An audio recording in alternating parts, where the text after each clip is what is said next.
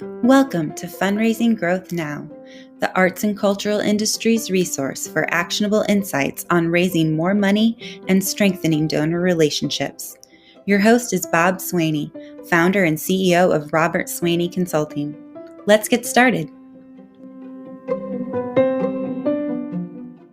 Does database size matter? I hear this at least a couple of times each week. Our database is too small. We need more names. How do we get them? I'll admit, I've seen some pretty small databases, even for community-based arts organizations. However, right now, I believe there is a heightened sensitivity because most arts organizations are not operating at peak artistic activity, and the lack of new records being introduced into the system is both obvious and sometimes uncomfortable to deal with. But when I get the question about database size, my first question back is often, well, what are you doing with the records that you have right now? And I get various answers all the way from nothing because it costs too much to we communicate all the time. My conclusion, in most cases, database size doesn't matter as much as the intentional, tactical usage of that data. While a growing database with new names or records is a sign of organizational health, the record should be qualified to prevent adding names simply to increase the record count.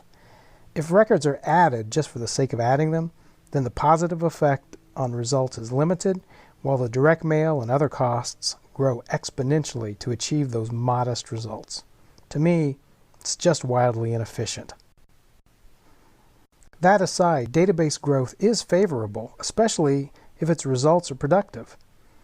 So how do successful organizations grow the database? First, they focus on tactics that will thoughtfully add qualified names. Here's a simple definition for qualified names.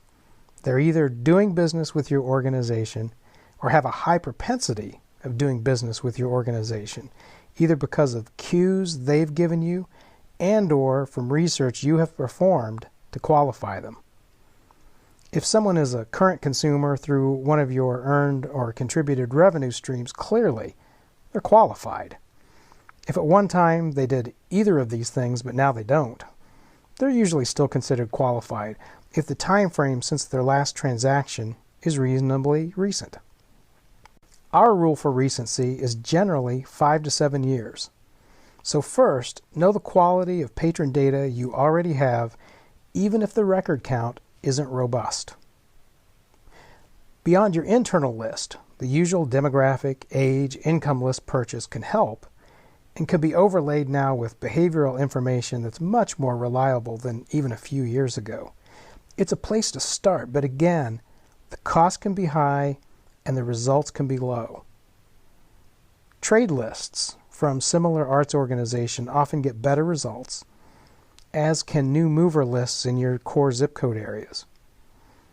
In short, a little patron modeling can go a long way when building a qualified database. Referrals may create a small but mighty pool of donor prospects. Your board and other volunteers are most often the best source to get qualified names.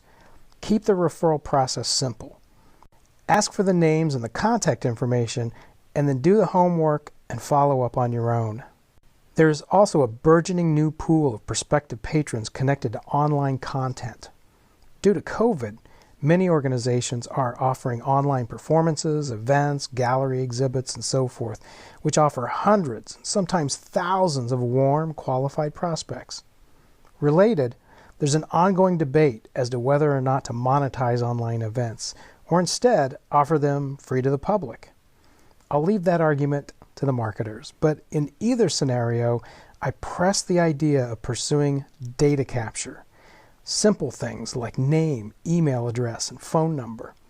Now, I've been told that asking for personal data related to online events is a barrier to participation, and I actually agree.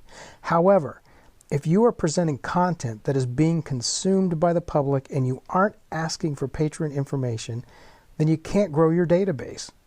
Why bother? In short, don't let anyone complain about not building the database when data that could be captured isn't captured. Also, since you have some avenues, To acquire new patron information, make sure you have a communications plan in place that takes all this segmentation into account.